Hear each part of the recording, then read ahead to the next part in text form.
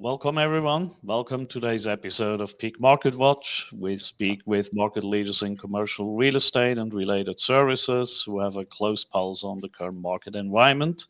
My name is Anton Mattli, co-founder and CEO of Peak Financing. I'm honored to welcome Powell Chee, who has been focusing on self-storage investing over the last few years. Welcome, Powell. Hey, Anton, how are you doing, buddy? Great to be Yeah, here. doing great. It's a pleasure to have you with us. Yeah. So why don't you introduce you briefly to our audience? Okay, sure. So, like you said, my name is Powell Chee. I've been a real estate investor pretty much since 2015 is really when I started buying my very first property. That was a single family house back then, but I quickly realized I wasn't going to scale to the point that I wanted to. It was just not going to go fast enough. So my next purchase after that was a multifamily property that I bought in 2017. And then I bought another one in 18. I bought general partner on with several syndications in 19. And then 2020 came around, and the thing that affected me was the same thing that affected the whole world, right? It was the pandemic. And at the time, there was just a lot of uncertainty. I mean, as your pulse on lending went all over the place and was questionable, what was going on with lending, and not only on the lending side as an operator, what was going on with evictions or delinquencies and moratoriums on rent and things like that. All of that just meant that I just didn't want to bring in my investors into that, and so I just said, hey, for the next 6 months, I'm not going to buy anything. I just need things to settle down a little bit for where I can feel more comfortable to bring in investors. But what am I going to do during this 6 months? I'm not just going to underwrite a bunch of deals that I'm not going to put an offer on. That sounds like I don't know, not fun, right? So I said, well, let me just look at another asset class. Let me just look at it as in I can add another asset class to my portfolio. And if it's a great asset class, then perhaps I'll get involved and we'll see how it goes. But if it's a asset class that I don't really like or just doesn't really fit my profile, then I can just eliminate it, right? I don't have to think about it anymore, right? As we all kind of think about these sort of shiny objects. Well, the one that we chose was self-storage. The more that we got into it, the more that we understood it and studied it and learned about it, the more that we thought this is great. But this is all theory, right? This is all just a bunch of, reading and listening to people and talking to people. But until you actually have one, then you don't really know if it's actually going to work that way in practice. So we ended up buying our very first one in January 2021.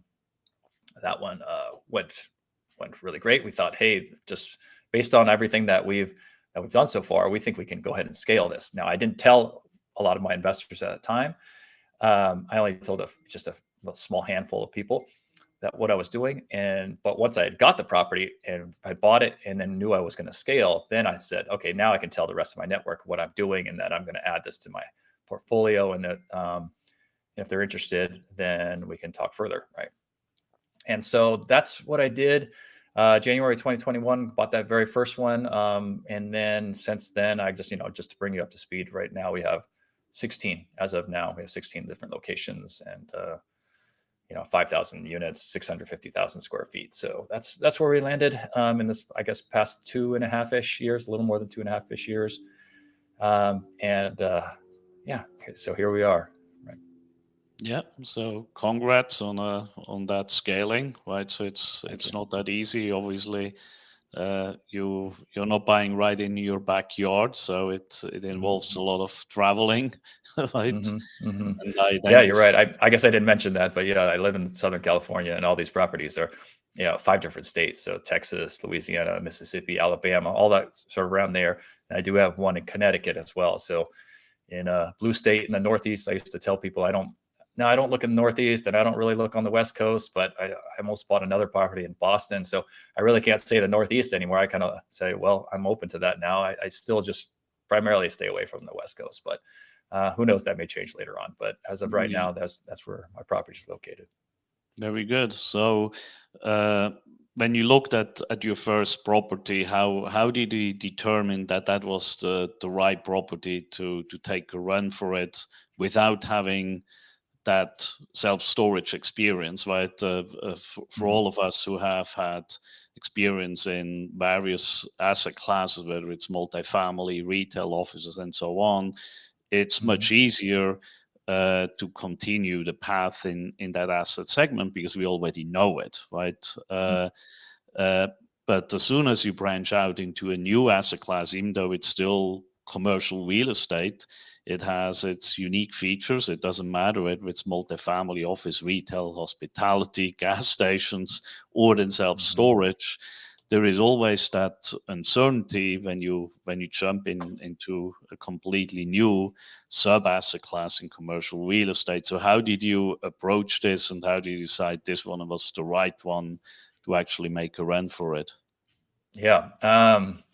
You know, I tried to model as much of what we did in multifamily to the self storage asset class, right? So previously, we were buying value add, kind of class B, C type of properties in multifamily, and so that's what I look for in self storage. Now, um, and just because that's what I was mostly familiar with, it was also what probably most of my investors were going to be familiar with. They were okay with that, with me doing it out of state because all of my previous multifamily were also out of state, so that wasn't as big of a concern.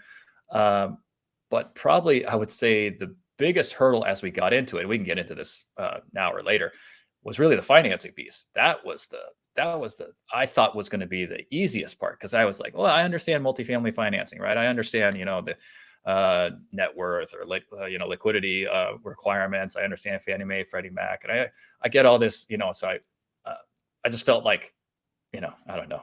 I felt like I knew what I was talking about. And then when I stepped into the self storage world, it was just the hardest thing. That was the hardest thing. It wasn't really the understanding of the deal or how to underwrite or uh, finding the right operations platform, things like that. That stuff kind of just came, but it was really the financing piece that was the giant hurdle right there. And I would suspect that is probably the case. I've heard this from other self storage investors that started out maybe in a different asset class. They might have started in single family or multifamily like I did, and then they went into self storage. It was really that the financing piece was very difficult with others as well. So. Yeah, it's a good point that you bring up, right? Obviously, on the multifamily side, everyone who invests in that segment is kind of spoiled by the availability of the financing. Mhm. Uh, Virtually every lender segment is willing to finance multifamily, and on top of Mhm. whether it's a bank, whether it's a life insurance company, CMBS. And on top of it, as you mentioned, you have Fannie and Freddie, you have HUD and some other programs. So it's a massive amount of options that one has. Mhm. You also bridge lenders that obviously are active on the value add side. And then Mhm. once you venture into a venture outside of multifamily, it's not really just self storage. It's just as soon as you're outside of multifamily, it Mhm. certainly turns out to be much more challenging, particularly when you are new, obviously, to that segment because the experience is not there yet. Uh, Mhm. and then if it's a value add deal, then even if you have confidence by some lenders about the asset itself, if it's not a fully stabilized asset, then you cannot go with some of the loans either, like a CMBS loan or whatever. Uh, Mhm. and so you have been focusing a lot on value add Yeah. opportunities, right? Yep. Yep. Uh, And exactly what you said was the main issues with the lenders, right? Is they said, okay, we understand you have multifamily background. We understand that you've done um, value add in multifamily, but you don't have anything in self storage. That was always, but there's always this big but you don't mm, have anything in self storage. We said, oh, true. We're not trying to hide that, but that is the reality. And then the second thing was, oh, you're buying a value add. In our case, the value add, the major add value add for the very first property we were buying was that it was 65% occupied, right? So obviously the economic occupancy was hovering around 60, right? And they were like, wait a minute, why are you buying this property? Like, why are you buying something that is 60% occupied or 65% occupied? And how are you so confident that you're going to be able to bring it up to even close to a stabilized, occupancy rate? And So that was the big question. And we actually got told by, I remember getting told by a lender specifically, they said, why don't you guys just buy like a stabilized property and then run it for 5 years and then sell it. And then you have some experience under your belt and then you could go after these type of properties. And I was like, no way. I was like, I'm not going to buy something like that for 5 years and hold on to it just for the sake of just getting experience. That's just not going to happen. So, yeah, but it was kind of a shock to hear this, that like, hey, we got all this experience in multifamily. They're like, yeah, whatever, and we don't want you to buy a value add. And then I also did get some pushback of, well, you don't live here, like you don't. Mhm. This is when in Baton Rouge, Louisiana, right? So you don't live in Baton Rouge, Louisiana, and like you don't have any multifamily in Baton Rouge, Louisiana. So like, why are we going to fund you in across the United States? So I did get a lot of that as well. Which and I would say that I think the difference is between multifamily, or what I feel is the difference between multifamily and the lenders is that they're all fairly similar. They have a little difference. I mean, not necessarily bridge loans, but like the permanent loans, fairly similar. Guidelines, right? The guidelines are fairly similar in terms of net worth and liquidity, in terms of um, amortization length, things like that. But I just felt when I got into self storage, and also my loan was under $1 million, so I wasn't able to go after necessarily a lot of CMBS or life cos, but it was just like wild, wild west, right? I was like, credit union will do this, and then this one doesn't like self storage, this one does, and this, bank, regional bank, local bank, national bank, some of them don't like storage, some of them do, some of them tell you they do, but they give you terrible terms, and so they probably don't like storage. It's like, so it was just like all kinds of different, things, and recourse here, partial recourse, non-recourse, so there was a lot of just stuff all over the place, and so that was part of what made it difficult. It just wasn't as streamlined as it is in multifamily. Yeah, you bring up of quite a number of good points here, right? You mentioned you're not local to the property. That's a Mhm. challenge with all real estate. Mhm. It's only commercial real estate. Not having the experience, to be fair, that's Mhm. happening even if you, let's say, you're an expert in self storage and you want to venture into offices or into multifamily, you are facing that situation again. It's just that Mhm. crossing that asset class within commercial real estate very often creates a challenge. Mhm. Uh, Having such a small deal for commercial real estate is only also a challenge, right? Mhm. So you're limited to a much smaller group of lenders. Mhm. So how did you ultimately solve it? I'm sure our audience would like to hear that, right? Because you Sure. struggled quite a bit, but ultimately you were able to succeed. Yeah. And what it was we found a great partner, a private lender, right? We found a great, basically just an individual who believed in us and liked what we did, liked the property, thought what we did was going to be great, thought that they would be able to learn a lot as well on it. And so, yeah, we just did it with a private lender. And that isn't the only one. We've had other ones that have been with other private lenders too. And so, that has been a great, I guess, a great resource for us to really kickstart and get things off the ground with our self storage portfolio. And Mhm. that, I would say that's not that uncommon, especially when you're talking under $1 million. Um, there's other investors I know that have done that as well. They've reached out to their network and talked to their private network and put somebody else that's just a private person in first position, and they own the mortgage, and they feel comfortable doing that. So yeah. Yeah, that's an excellent path, particularly for these smaller deals. Mhm. Have these partners also invested on the equity side, or were they Mhm. strictly involved on the debt side? Yeah, kind of a mix. Yeah, so these partners have done both, right? So it also depends on which partners you're talking about, but some have just done debt. Others have done both debt and equity. But yeah, they're, Yeah. yeah. Okay. So we've Very good. had a mixture. Yeah. And I would So. tell you, just to like bring it all kind of full circle of where we are. I know we're talking about our very first deal, but since then, I've had I've had private lenders. I've had credit unions. So I've funded with credit unions, meaning I've funded with life insurance companies. I've funded with CMBS. I've funded with seller financing, right? And so I've kind of run the gamut of a lot of different, so I haven't necessarily found, and this is probably something that I've talked to other self-storage investors, is that it's it is pretty difficult to find just one lender that is going to be able to do it no matter where you go, right? All over the United States, or sometimes smaller cities, sometimes larger cities, sometimes size wise, it is fairly difficult to find one specific lender that is going to be your lender always going forward. You might have to have several. I've had, like I said, several of these, and so far. Right? Yeah, that's definitely the case, right? Mm-hmm, mm-hmm, Particularly when you go into maybe secondary or tertiary markets, it's even getting more difficult, right? mm-hmm, Where mm-hmm. uh, uh, 100%.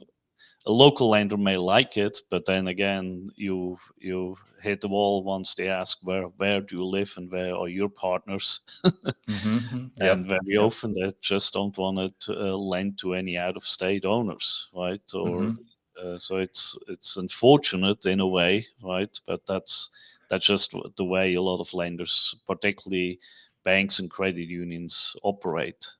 Yep.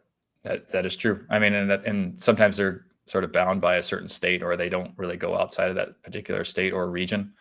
Um, and so you have to find new ones. So, like our one in Connecticut is obviously a different lender than the ones that we have in, say, Alabama, right? And and so that is part of the big challenge with self storage, is really finding the right lender. But then you're going to have to do that process over and over again. It's not just, oh, I already have one lender and they're going to do it all. Well, at least I haven't had that luck yet. So yeah. Yeah. So how did those private lender terms compare to what you would have gone from a credit union or bank? Yeah, I would say they're very similar. And they're in that the actual coupon, the payment was very similar to what we were going to be doing at a bank. A little bit higher, but they're interest only, right? And so because they're interest only, what we would have had to do at a bank is we would have to amortize it over 25 at the most. Sometimes it was 20 years that we were being offered, right? So being amortized over 20 or 25 years, came out to about the same what we'd be paying at a higher interest rate that was interest only.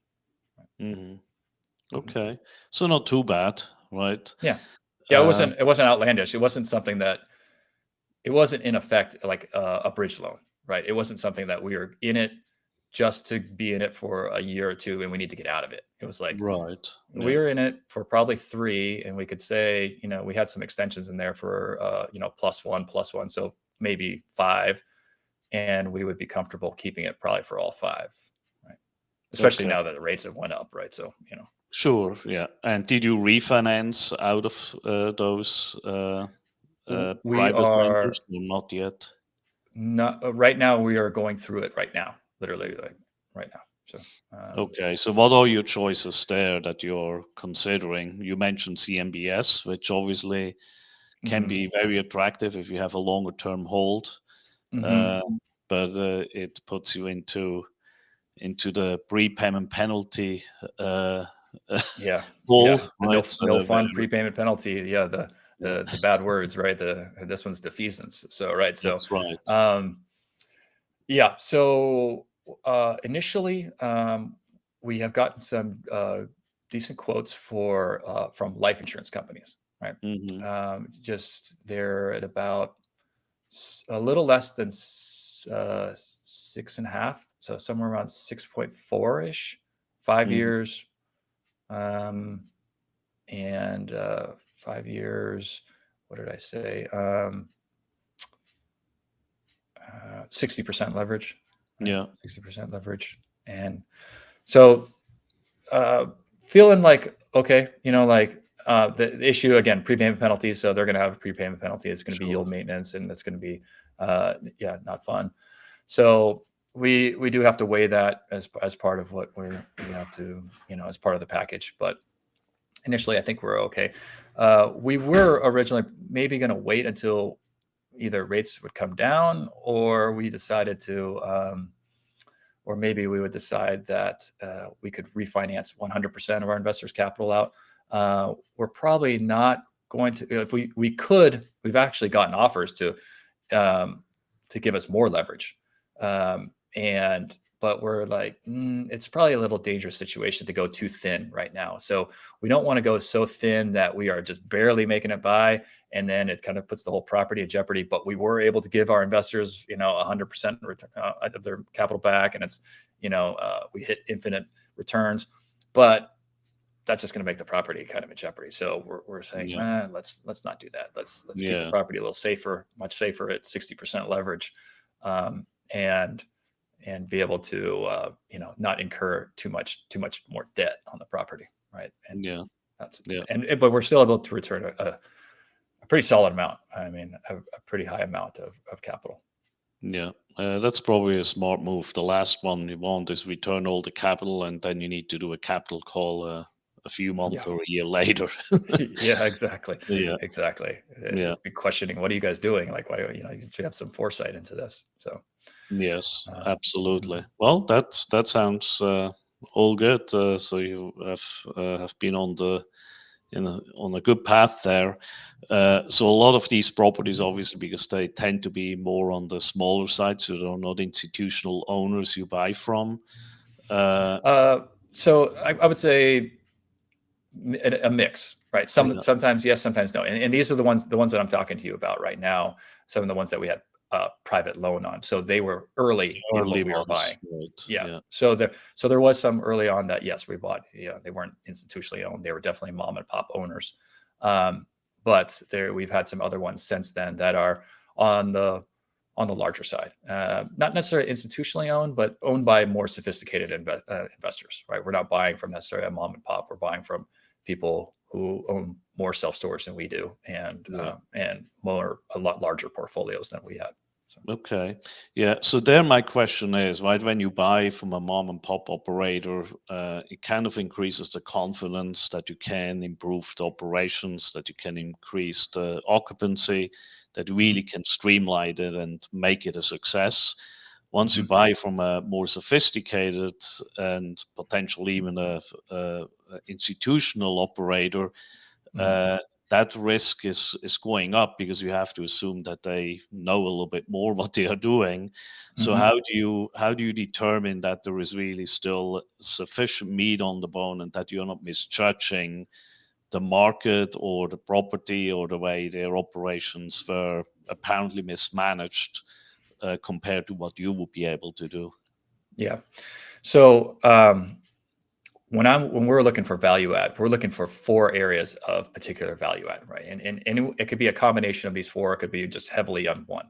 But like I had mentioned before, low vacancy or low occupancy, sorry, is one of them. So we've bought properties that are 60, 65, even lower, 55% occupied when we bought them. Some of them from more sophisticated investors, right? So there was that case. There low occupancy. There is a case where we're looking for is also low rent compared to the market. So we're looking at the market.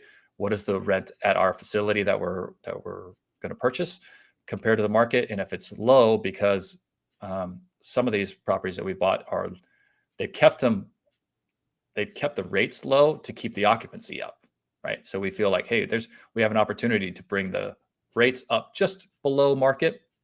And we keep it a little just below market level, and we should still be able to keep our occupancy at a very healthy rate, right? Won't be 100% anymore, but it'll probably be hovering somewhere around that 85 to 90%, and we'll feel good about that. That's number two. Number three is expansion possibilities. So a lot of times you're buying properties and we're looking for in what ways can we expand, or what ways can we reorganize things? Can we add portable units? Can we add something to um, certain field, or can we organize the parking lot better, or can we cover it, or whatever? What can we do to expand it? Sometimes the actual land, there's land next door, and so we've bought or for inherited or some land with the property.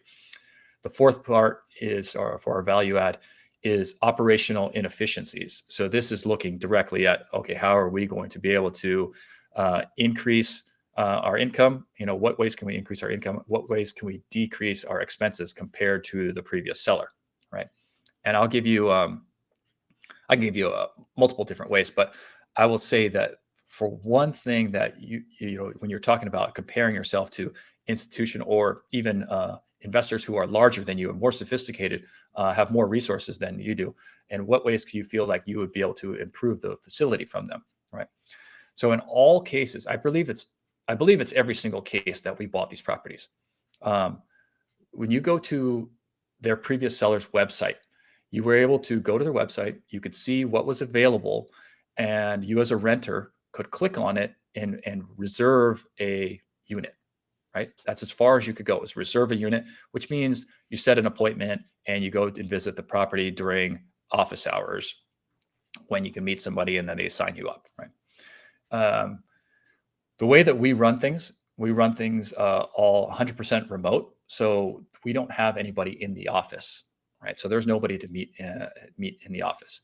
Now, the one thing about this too, though, is that that means on our website, it has to be functional from day one.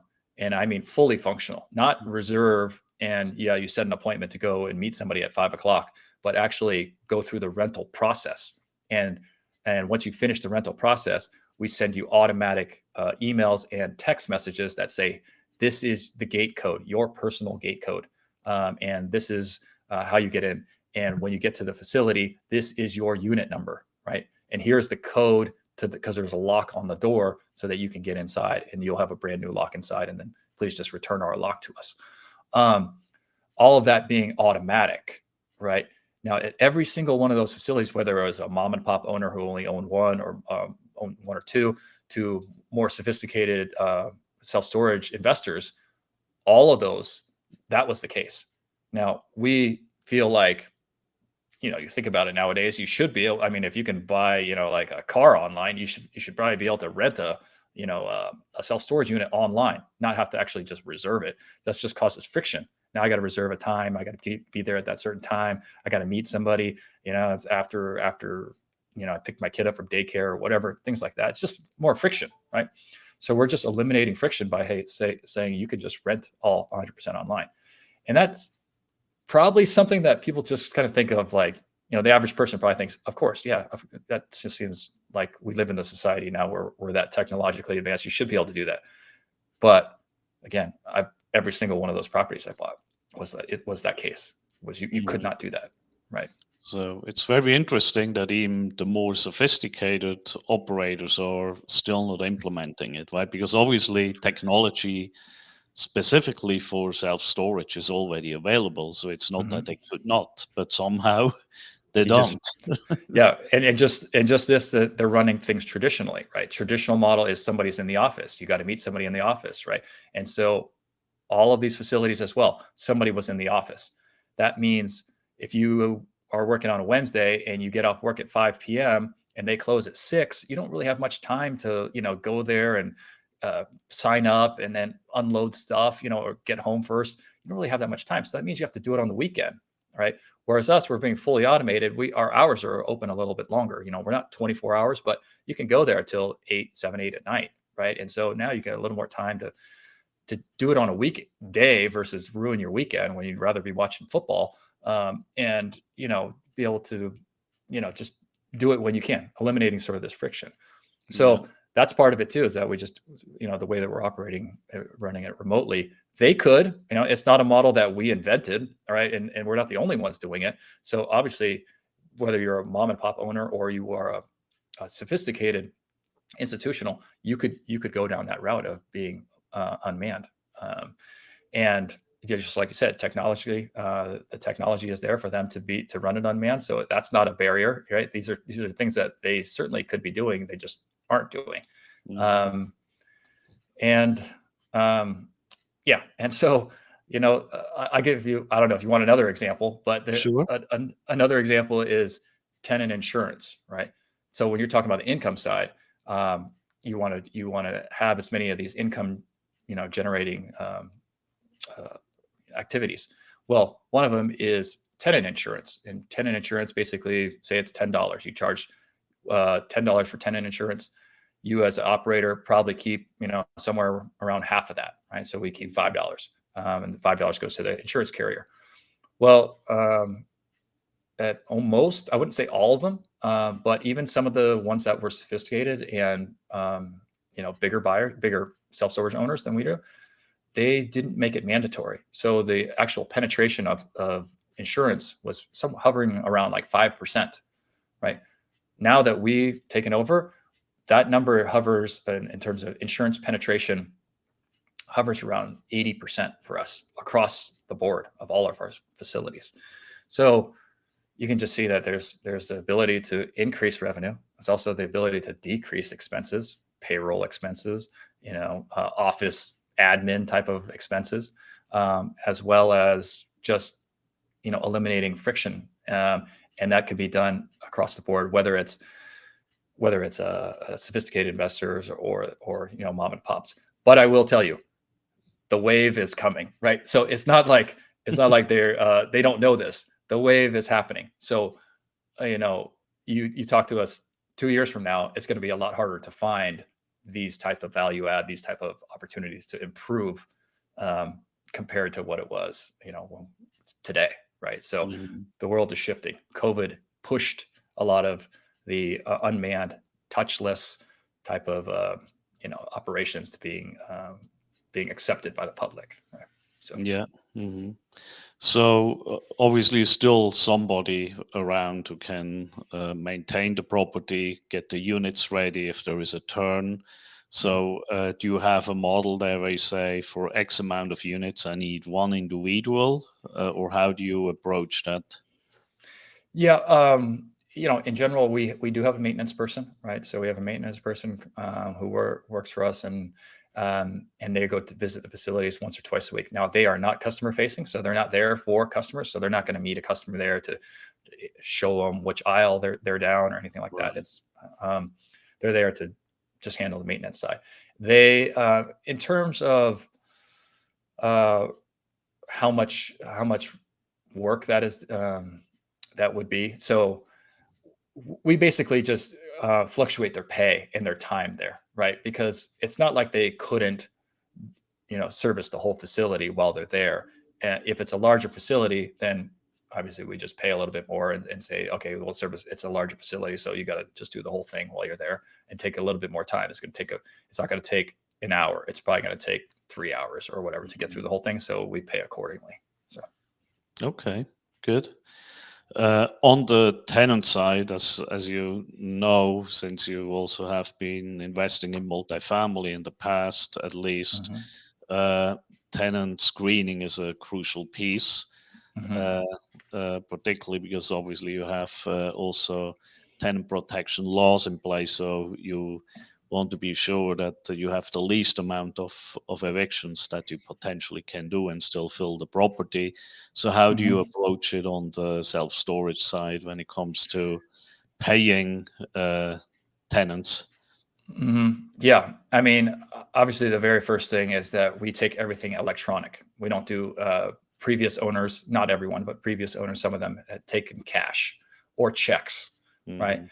And nowadays, we just eliminate that. So once we take over a property, we just say, hey, no more cash, no more checks. Everything has to be done electronic.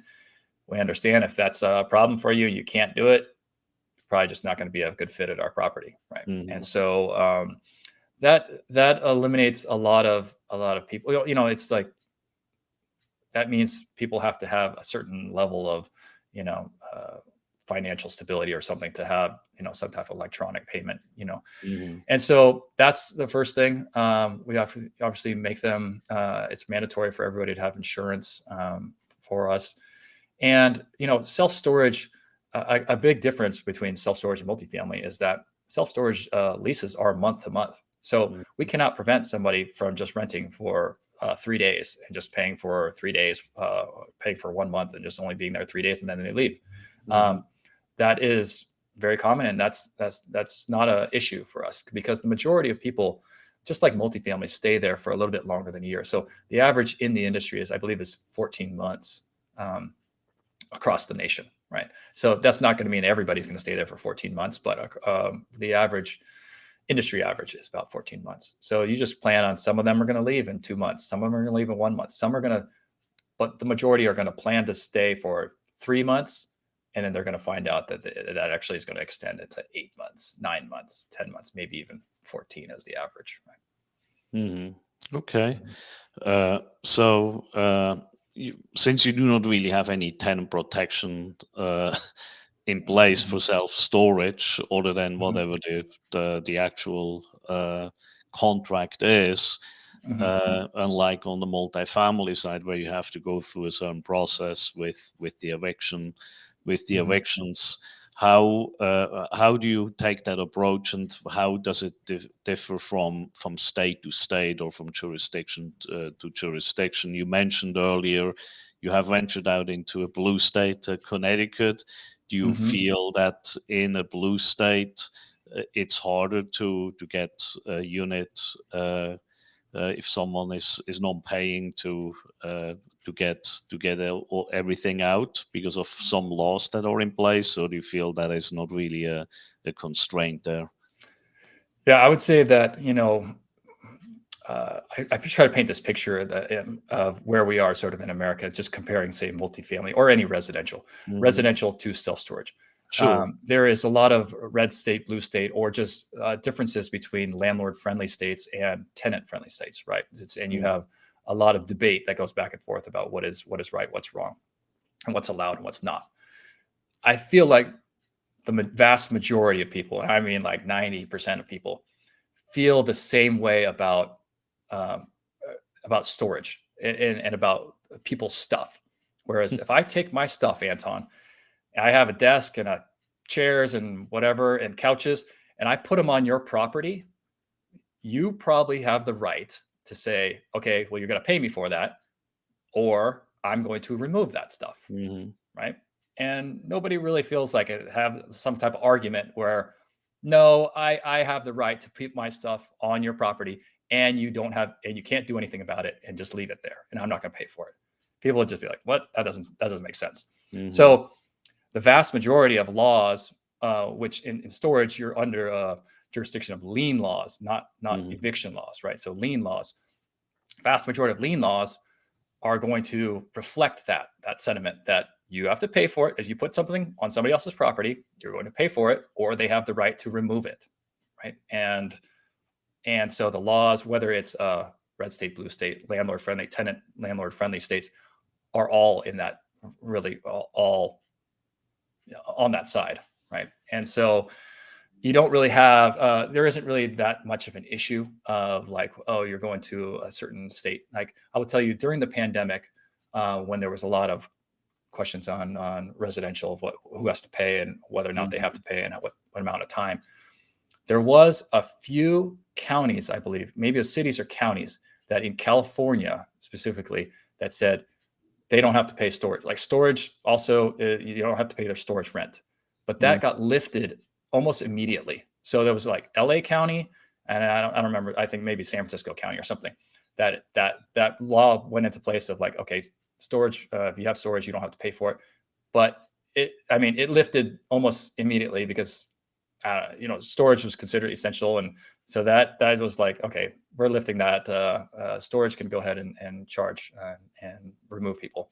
So I guess that was the sort of closest anything that had gotten to where there was a big divide of whether or not you maybe in a sort of a blue state versus another state that just operates kind of the way that they have traditionally operated. So Hmm. so I would say in general it wasn't very much at all.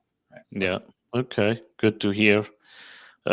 So, you already talked about some of the shift that you're seeing with even the mom and pops and the sophisticated operators getting a little bit Mhm. smarter, getting on the track of more automation and technology-based Mhm. operation.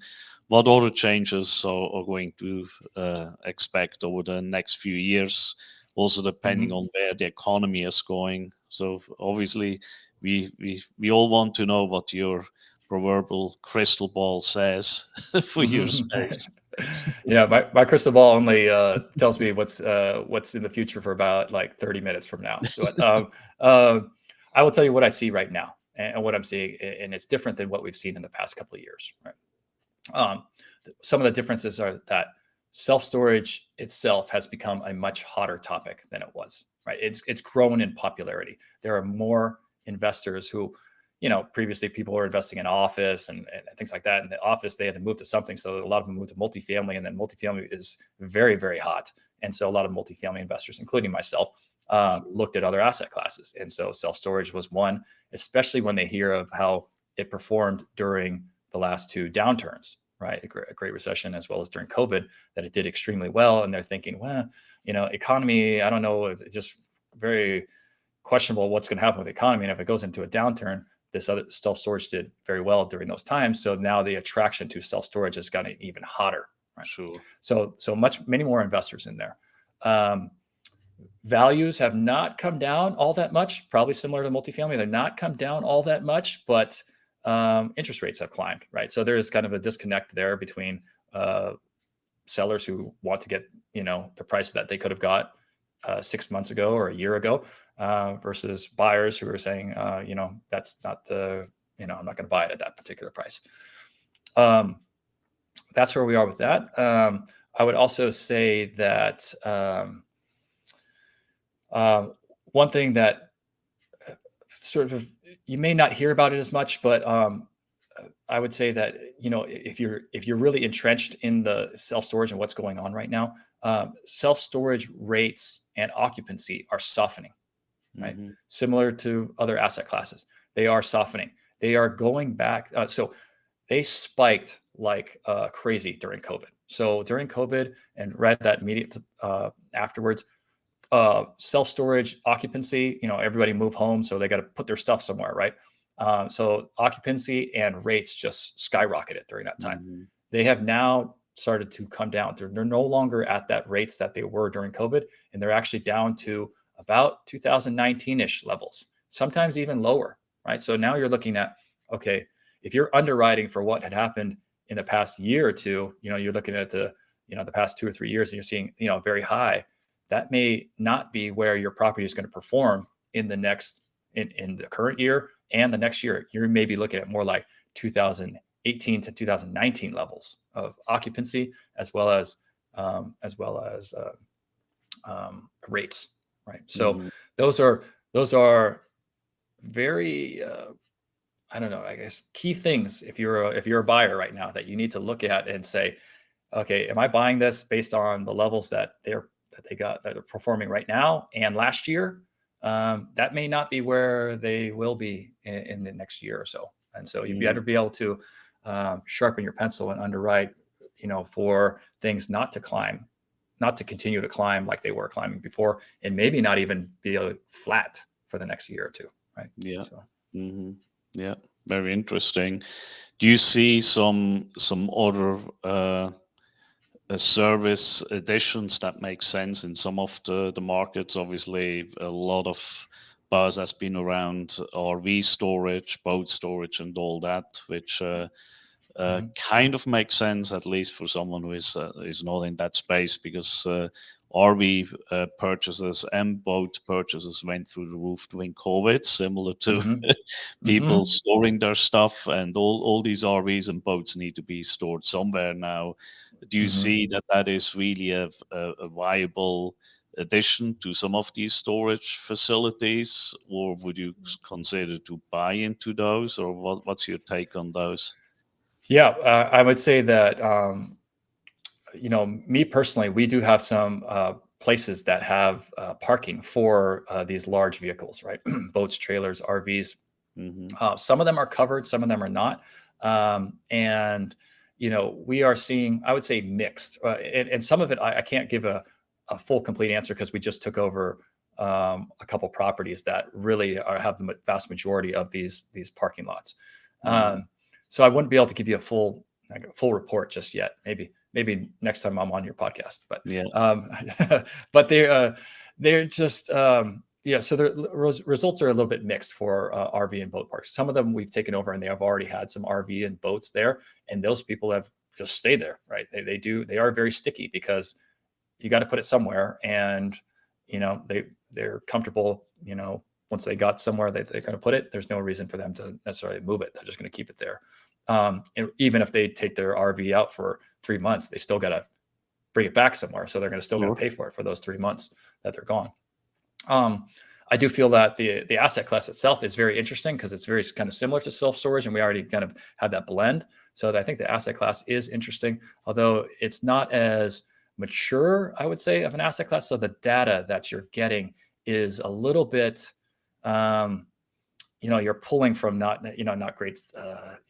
You're pulling from non-standard sort of sources. You're pulling from, okay, I guess there was a lot of RVs that were sold here, but median household income is, what does that mean? And how many people are actually buying? You don't really have great statistics of, who's buying these RVs. Mhm. Is it a geographic location? Is it, median household income, or, who? So you don't. So a little bit like the data isn't mature for it to tell you like, oh, this place has a high need for people coming. You have to take a sort of a leap of faith going into those that this property is going to perform well because of past performance or because of something that you see that it's going to be a good performing property. All right. Mhm. Yeah. Excellent point, right? What we know is that every household at some point has a need for storage, right? Either they Mm-hmm. have it in the house or in the Mm-hmm. apartment, or they need to go to self-storage. But not every household has a boat or an RV that they need to store. Mm-hmm. So it's a Exactly. good point. It's a muddy environment where you do not really have necessarily all the data that you need to make a educated decision. Right? Mm-hmm. Yeah, Yeah, exactly. yeah. Exactly. Very good. So it was great to have you on. It was a great discussion. Yeah. Now, how can our listeners reach you? Sure. Sure. Appreciate that, Anton. And I would say some of the best ways through social media. So I'm on Instagram. My name is Powell Chee. So if you just look up Powell Chee, Powellchee, there's no other Powell Chee out there, or at least not yet. And so you can look on me on Instagram, connect with me there. That's a great way, as well as Facebook. You can search my name there. People look at me at LinkedIn. I'm there, not quite as much, but certainly feel free to connect any of those social media platforms. Um, I would say that if you want to email me, if email's best, then just email me at my email address. It's Powell, Powell, at Radiant, RADIANTWE, so radiantwe.com. And that's a good way to get a hold of me as well. Okay, very good. Thanks again, Powell, for coming on. It was a great discussion and some great insights Yeah, into I self. appreciate it, Anton. It's great to catch up with you again, and I haven't seen you in person for a while. So thank you for having me as a guest on your show. Yeah, you're certainly very welcome. Thanks again, Powell. Okay, take care.